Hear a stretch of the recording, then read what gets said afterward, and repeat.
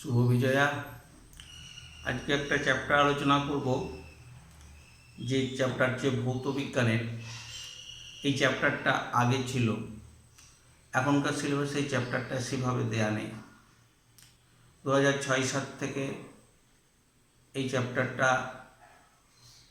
ছিল, 6-7 পর্যন্ত এই চ্যাপ্টারকে লক্ষ্য করে, তারপরে থেকে চ্যাপ্টারটা আপাতত নাই। চ্যাপ্টারটা ছিল, পুরনো বই যদি ঘাটো তাহলে পাবা, ভরভার এবং শক্তি। এই চ্যাপ্টারটা, এই চ্যাপ্টারের মধ্যে খুব কয়েকটা বিশেষ গুরুত্বপূর্ণ জিনিস আছে। ছোট্ট একটা চ্যাপ্টার, তা সে সম্পর্কে আমি একটু বলবো। এই ভরভার শক্তি সম্পর্কে আলোচনায় যাব। এটা ছিল নাইনের চ্যাপ্টার ছিল এক সময়। এই চ্যাপ্টার থেকেও বেশ কিছু তথ্য আমাদের জানা প্রয়োজন আছে, যে জিনিসগুলো অনেক সময় এখন ব্যবহারের প্রয়োজন আছে। কিছু ক্ষেত্রে হয়তো দেখা যাবে ব্যবহার আস্তে আস্তে সেই জিনিসগুলোর থেকে খুব একটা নেই, কিন্তু সেটা আমাদের প্রয়োজন আছে। তাই চাকরির জন্য যারা দেখবে চ্যানেলটা, তাদেরকে বলবো চ্যাপ্টারটাকে ফলো করবা। আমার যে বিষয়টা আলোচনা থাকবে সেটা হচ্ছে ভর, ভার এবং শক্তি। আমরা প্রথমত বস্তু, পদার্থ, ভর, ভার এই বিষয়টা খুব গুলিয়ে ফেলি। তাই বিষয়টাকে প্রথমে জানতে হবে। বস্তু কি জিনিস, পদার্থ কি জিনিস? বস্তু আর পদার্থ দুটো ভিন্ন জিনিস। আমরা কিন্তু এটাকে একই রকম ভেবে থাকি। এই একরকম ভাবলে কিন্তু হবে না। এই যে এখানে যদি আমরা দেখি বস্তুর ভর এবং ভার বিষয়টা কি, তাহলে সেক্ষেত্রে কিন্তু খুব গুরুত্বপূর্ণ। প্রথমে বলি বস্তু, পদার্থ কি। পদার্থ বলতে আমরা কি বুঝব? যদি সংজ্ঞায় আসি তাহলে বলবো পদার্থ অবিনাশী। পদার্থকে সৃষ্টি বা ধ্বংস করা যায়, খালি পদার্থের রূপান্তর হয়। পদার্থ কি হয়?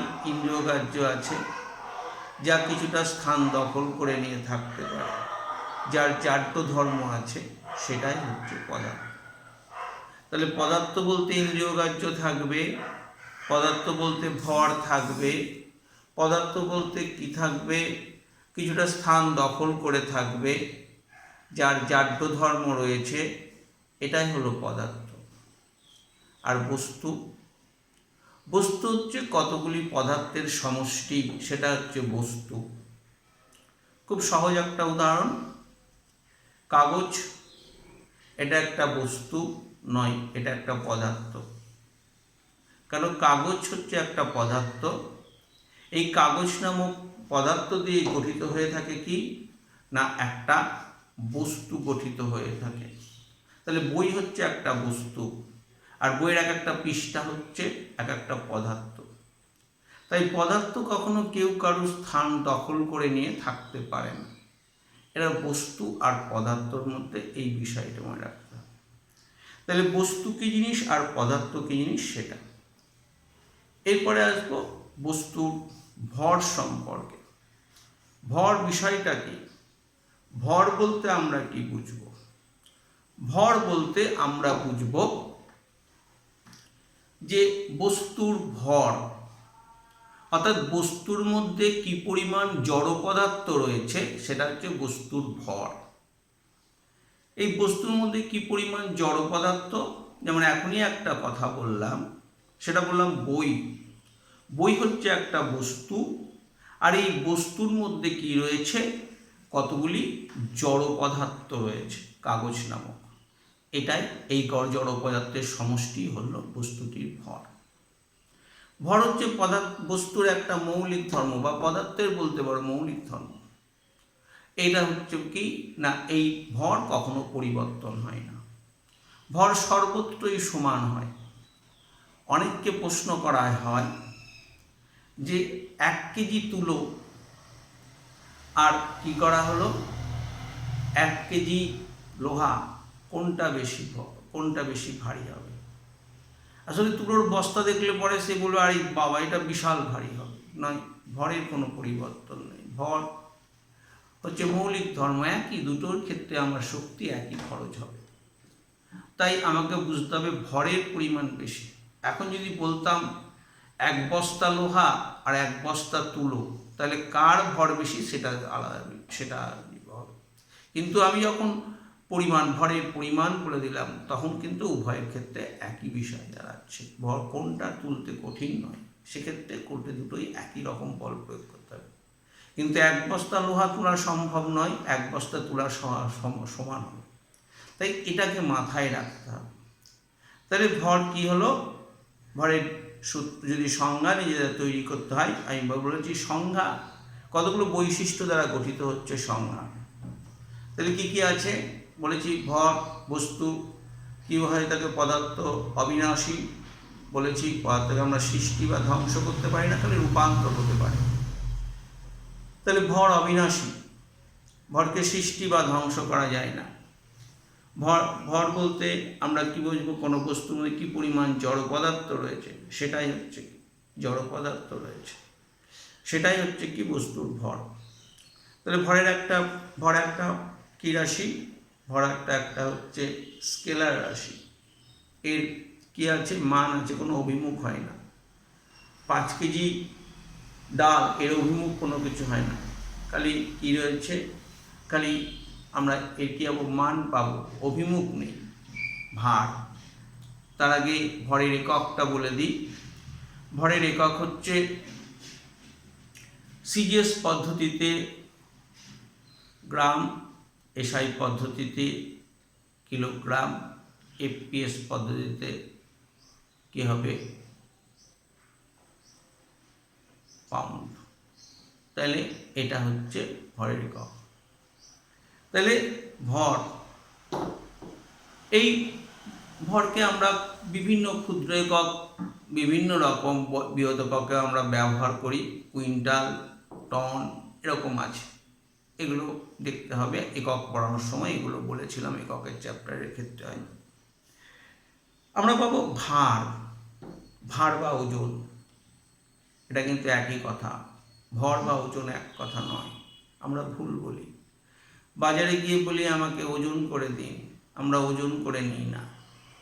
আমরা বস্তুর কী মেপে নিই? আমরা ভরকে মেপে নিই।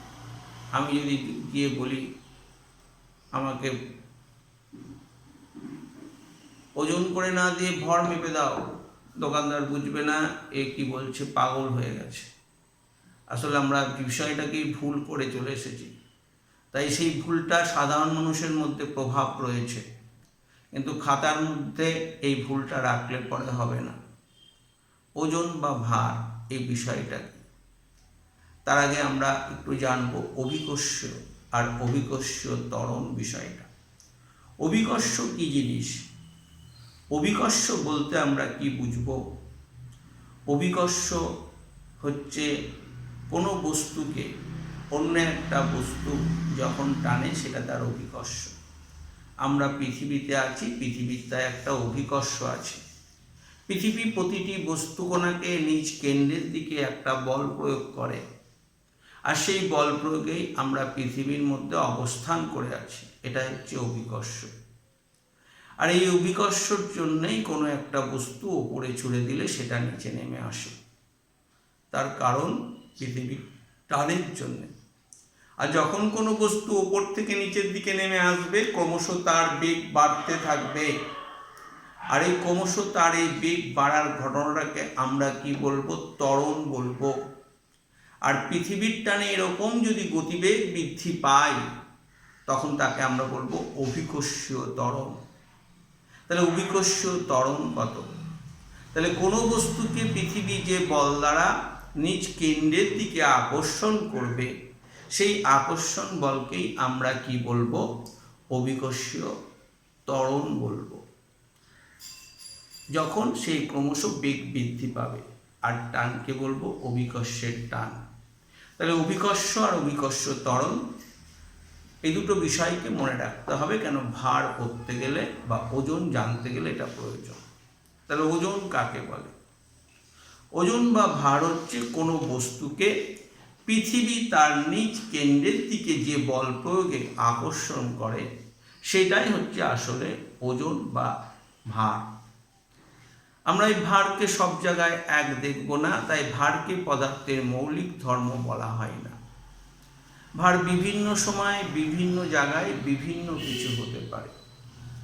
ভারকে আমরা এককগুলোকে আমরা ভার হচ্ছে একটা নির্দিষ্ট অভিমুখ আছে, তাই পৃথিবী যখন টানছে একটা নির্দিষ্ট অভিমুখে, তাই এটা একটা ভেক্টর রাশি। এর একক আমরা নিউটন এবং ডাইন বলের একক দ্বারা প্রকাশ করি, বল দিয়েও এটাকে প্রকাশ করা যায়। তাহলে একে আমরা প্রকাশ করতে পারি কিলোগ্রাম পার ভার বলতে পারি, গ্রাম পার ভার বলতে পারি, এটাকেও আমরা প্রকাশ করে থাকি।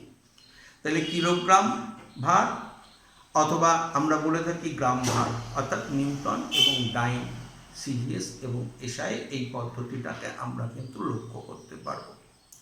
তাহলে এক্ষেত্রে আমরা এই বিষয়টা আমাদের কাছে বিশেষ উল্লেখযোগ্য। তাহলে ভার বা ওজন এই বিষয়টা আমরা পাব।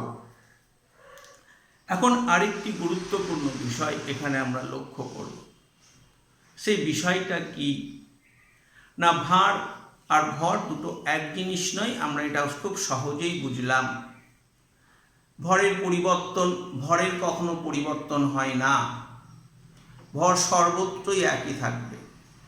যে কোনো একটা বইয়ের ভর এখানে যেরকম আমি চাঁদে গেলেও সেটা পাবো, কিন্তু একটা বিষয় আছে, এর পরিবর্তন। এখানে চাঁদে গেলে আমাদের ভার কিন্তু কি রয়েছে, আলাদা হয়ে যাবে। ভার সেখানে চাঁদের আকর্ষণ কম, 6 গুণ কমে যাবে। সূর্যে গেলে আবার বেড়ে যাবে, মহাশূন্য গেলে পরে শূন্য হয়ে যাবে। কে না, সবই কিন্তু ভার বা ওজন হবে, ভরের কিন্তু কখনো পরিবর্তন হবে। তাহলে ভর এবং ভার দুটো জিনিস আমাদের খুব মাথায় ঢুকিয়ে রাখতে হবে। আমি দার্জিলিংয়ে যদি চায়ের ব্যবসা করতাম, দার্জিলিং সাইড থেকে আমি কি করতাম না, আমি ভার মেপে চা করতাম, ভর মেপে করতাম। তাহলে সেক্ষেত্রে লাভবান হতাম। কেন? আমি 1 কিলোগ্রাম ভার মেপে নিয়ে আসতাম, ওখান থেকে চা এখানে যদি আনতাম, তা সেই দামে যদি বিক্রি করি তাও লাভ হতো। কেন? দার্জিলিং একটা পাহাড়ের উপর অবস্থিত শহর, সেখানে ভারের পরিমাণ কমে যাবে, পৃথিবীর টান সেখানে কম। কিন্তু আমাদের সমতল ভূমিতে আমি বসবাস করি পশ্চিমবঙ্গের মুর্শিদাবাদ জেলায়, বহরমপুর শহরে, তাই আমার এখানে ভার বা ওজন দার্জিলিংয়ের তুলনায় কম। কি হবে? বেশি হবে দার্জিলিংয়ে সেক্ষেত্রে। তাই আমাদের সেই বিষয়টা গুরুত্ব দিতে হবে। তাহলে ভার বা ওজন এই বিষয়টা কিন্তু খুব গুরুত্বপূর্ণ, ভিন্ন ভিন্ন জায়গায় ভিন্ন ভিন্ন হবে, তাই এই বিষয়টাও লক্ষ্য রাখতে হবে। তাহলে ভর এবং ভার এই বিষয়টা আমরা কিসের সাহায্যে মাপি? ভর মাপি কিসের সাহায্যে? তুলাযন্ত্রের সাহায্যে। তুলাযন্ত্র এখন আর খুব কম চোখে পড়বে। বাজারে গেলে যে দাঁড়িপাল্লা দেখবে, সবজি বাজারেই দেখা যায় দাঁড়িপাল্লা। আমাদের বহরমপুর শহরে কোনো দোকানে আর দাঁড়িপাল্লা আমার চোখে পড়ে না, মুদিখানার দোকানে। সবজি বাজারে কিছু ওই দাঁড়িপাল্লার সাহায্যে মাপে। তাও কেউ কেউ এখন বেশি বড় একটু বেশি হলে পরে তারাও কী করছে, ইলেকট্রনিক যন্ত্রের সাহায্যে মাপছে, অর্থাৎ সেটা। আর সোনার দোকানে আগে থাকতো কাঁচের মোড়া, সেটা হচ্ছে আসল তুলাযন্ত্র। দাঁড়িপাল্লাটা আসল নয়, ওটা ওই জাতীয় তৈরি করে মোটামুটি একটা ঠিক। কিন্তু সোনার দোকানে এটা ব্যবহার করা যেত, এখন সোনার দোকানে সেটাকে সাইডে রেখে দেওয়া হয়েছে, সেখানেও ইলেকট্রনিকের মাধ্যমে সব মাপঝোপ করা হচ্ছে ভরকে। তা যাই হোক, ওই তুলাযন্ত্রকে দেখতে হবে, তুলাযন্ত্রের সাহায্যে মাপা হয়। ভার মাপা হয় স্প্রিং তুলাযন্ত্রের সাহায্যে। এই ভার বিষয়টা কোথা থেকে পাব? ভার বিষয়টা আমরা যেটা মাপবো, সেই ভার বিষয়টা মাপতে স্প্রিং তুলাযন্ত্র। এই স্প্রিং তুলাযন্ত্র কোথায় পাবো? সাধারণ বাড়িতে থাকে না, কোনো কোনো বাড়িতে রাখে এখন। ওই গ্যাস দালারা যখন গ্যাস দিতে আসে, তাদেরকে যদি বলা হয় গ্যাসটা মেপে নেব, তখন ওরা স্প্রিং তুলাযন্ত্রের সাহায্যে মেপে দেয়। অর্থাৎ সেখানে কতটা হবে আমার পরিমাণ উল্লেখ থাকে, আমি ওই স্প্রিং তুলাযন্ত্রের সাহায্যে দেখে নেব। আশা করি দুটো যন্ত্রই নিজেরা দেখতে পাবে, দেখে নিতে হবে এটা কিভাবে মাপা হচ্ছে। তাহলে এই হচ্ছে ভর এবং ভারের এই বিষয়টা। আমরা ভরকে এইভাবে মাপছি, ভর কিভাবে মাপা হয় সেই বিষয়টা, কোথায় কীরকম ভরের পরিবর্তন হয়, সব জায়গায় একরকম নয়, এক এক জায়গায় ভর এক এক রকম হবে। পৃথিবীর কেন্দ্রে নিয়ে গেলে ভরের কোনো পরিবর্তন হবে না, ভার শূন্য হয়ে যাবে। যেখানে অভিকর্ষ টান নেই সেখানেই ভারকে কী হবে, শূন্য করা যাবে। যেখানে অভিকর্ষ টান কম সেখানে ভার কী হবে, ভারের মান কমে যাবে। যেখানে বেশি সেখানে বেশি হবে, এটা স্বাভাবিক নিয়মের মধ্যেই চলে আসবে। আমরা এই জিনিসটা পাবো। তবে মনে রাখতে হবে ভর এবং ভারের মধ্যে কোনটি মৌলিক। মনে রাখতে হবে বস্তু বা পদার্থের মৌলিক বিষয়টা যদি বলা হয় তাহলে কিন্তু ভরকে বলা হবে, কেন ভরের কখনো পরিবর্তন হয় না, ভারের পরিবর্তন হয়। ভার ভিন্ন ভিন্ন জায়গায় ভিন্ন ভিন্ন রকম হবে। তাহলে ভর এবং ভার এই বিষয়টা হচ্ছে গুরুত্বপূর্ণ বিষয়। এখানে এগুলো আমরা কোন যন্ত্রের সাহায্যে মাপি সেই বিষয়টা। ভরের একটা নির্ণয় সূত্র আছে, ভর অবিনাশী, ভরকে সৃষ্টি বা ধ্বংস করা যায় না, কেবল এক রূপ থেকে অন্য রূপে রূপান্তর করা যায়। মহাবিশ্বে মোট ভরের পরিমাণ কনস্ট্যান্ট। এখন ভর অবিনাশী, ভরকে সৃষ্টি বা ধ্বংস করা যায় না। আমাদের আপাত দৃষ্টিতে আমাদের অনেক সময় মনে হতে পারে ভর সৃষ্টি হলো বা ভর ধ্বংস হয়ে গেল। যেমন একটা মোমবাতিকে জ্বালালাম, সেই মোমবাতিকে যখন জ্বালাবো সেই মোমবাতিটা কি হবে, কিছুক্ষণ পর্যন্ত জ্বলবে। জ্বলার পর হয়তো মোমবাতিটা দেখব সামান্য কিছু গলে পড়েছে, বাদ বাকিটা নাই। তাহলে কি হলো, আমি ভরকে ভ্যানিশ করে দিলাম। ভরের নির্ণয় সূত্র ভুল মনে হতে পারে না। যদি আমরা পুরো ঘটনাটাকে আবদ্ধ পাত্রে করতাম, কাচের একটা পাত্র তৈরি করতাম, দিয়ে মোমবাতিকে জ্বালাতাম, বিক্রিয়ার আগে অর্থাৎ বিক্রিয়ার আগে এবং পরে অর্থাৎ দহনের আগে এবং পরে উভয় ক্ষেত্রে ওই আবদ্ধ পাত্রের ভর মাপতে হবে, তাহলে একই থাকবে। কেন, মোমবাতি তৈরি হয় কার্বন এবং হাইড্রোজেন দিয়ে। বাতাসের অক্সিজেনের সংস্পর্শে দুটোই জ্বলে যাচ্ছে, জ্বলে গিয়ে উৎপন্ন করে ফেলছে কি CO2 এবং H2O। এই দুটো জিনিস উৎপন্ন হওয়ার পরে সেটা বাতাসে মিশে যাচ্ছে, সেটাকে আমরা সংগ্রহ করতে পারছি না। তো যদি বলি একটা গাছ বৃক্ষে রূপান্তরিত হয়ে গেল, তাহলে সেক্ষেত্রে তাহলে কি একটা ছোট্ট বীজ থেকে গাছ হলো, সেই বীজটা বৃক্ষে, তাহলে কি হলো, ভরকে সৃষ্টি হলো না। এখানেও ভর সৃষ্টি, ভরকে আমরা তৈরি করতে পারিনি। ভরখারি কি হয়েছে, ভরখারি এসেছে বিভিন্ন পরিবেশের বিভিন্ন উপাদান থেকে। যখন ওই বীজ থেকে শুরু করে বীজটা জল সংগ্রহ করেছে, বীজটা কি করেছে, পরিবেশ থেকে অক্সিজেন নিয়েছে, নিয়ে আস্তে আস্তে সে কি করেছে, শ্বসন প্রক্রিয়ার মাধ্যমে প্রয়োজনীয় শক্তি খরচ করে তার তৈরি করেছে, সে কি মূল তৈরি করেছে, তার বিটক অংশ। পরবর্তীকালে কি হয়েছে, আস্তে আস্তে সেই গাছের মূল থেকে আস্তে আস্তে মূল জল শোষণ, পরিবেশ থেকে CO2 এবং পরিবেশের বিভিন্ন মৌলিক উপাদানগুলো গ্রহণ করে আস্তে আস্তে পাতায় পৌঁছে তা থেকে উদ্ভিদ তার পরিবেশ থেকে শরীর নিয়ে বিশাল বৃক্ষে রূপান্তর হয়েছে। অর্থাৎ বৃক্ষের মধ্যে বা গাছের মধ্যে যে ভরের পরিবর্তনটা এলো সেটা পরিবেশ থেকে সংগ্রহিত উপাদানগুলো থেকেই এলো। তাহলে ভর তাহলে কি হলো, ভরের কোনো পরিবর্তন হয়নি, ভর খালি রূপান্তর ঘটে গেছে, ভরগুলো অন্য পদার্থের মাধ্যমে চলে গেছে। তাই ভর অবিনাশী থাকবে। লোহায় মরচে পড়লো, ভর বৃদ্ধি পেল, কোথা থেকে এলো, লোহায় মরচে পড়লে লোহার উপর আস্তরণ পড়ে যাচ্ছে কে, অক্সিজেন আর জলীয় বাষ্প, তৈরি হচ্ছে ফেরিক অক্সাইড, তার সঙ্গে উৎপন্ন হচ্ছে কি, জল থাকছে। তাই লোহার সঙ্গে এই যে বিক্রিয়া Fe2O3, XH2O, এই যে জল, লোহা, অক্সিজেন, তারপর আরও জল, এই মিলের জন্য কি হচ্ছে, মরছে। এক্সট্রা ব্যবহার করেছে, জলের পরিমাণটা ভিন্ন সময় ভিন্ন ভিন্ন হয়, এই কারণে এখানে এক্স ব্যবহার করা হয়। তাহলে ভর অবিনাশী থাকলো, ভর কখনো আমরা সৃষ্টি বা ধ্বংস করতে পারি না। মহাবিশ্বে মোট ভরের পরিমাণ বলছে কনস্ট্যান্ট। তাহলে এই বিষয়টা হচ্ছে আমাদের যে ভর অবিনাশী, ভরকে সৃষ্টি বা ধ্বংস করা যায় না, এক রূপ থেকে অন্য রূপে রূপান্তর করা যায়, মহাবিশ্বে মোট ভরের পরিমাণ কনস্ট্যান্ট। তবে ভর এবং ভার যে আছে সেই সঙ্গে আমাদের ছিল আরেকটি গুরুত্বপূর্ণ বিষয়, সেটা শক্তি। শক্তি নিয়ে আজকে আর বলবো না, পরে আবার শক্তি নিয়ে আলোচনায় যাব। শক্তি সম্পর্কে অনেক তথ্য আছে, সেগুলো না বললে আবখাপচা বলা হবে। তাই আজকে এইটুকু থাক, পরের দিন আবার দেখব।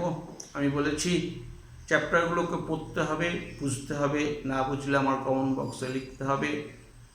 শেখো, তাহলেই হচ্ছে কি সবচেয়ে বিষয়, জানো বিষয়গুলোকে সব সঠিকভাবে, তবেই সেটা উন্নতি করতে পারবে, তা নাহলে পারা সম্ভব হবে না। গুড বাই, আজকের মতন, পরে আবার দেখা হবে। ভালো লাগলে চ্যানেলটাকে সাবস্ক্রাইব করে দিও, আর ভালো লাগলে শেয়ার করে দিও। সবাই জানুক, শিখুক, আমার এটাই মন্তব্য, এটাই আমার বিষয়, সবকে জানানো বা শেখানো। Good bye.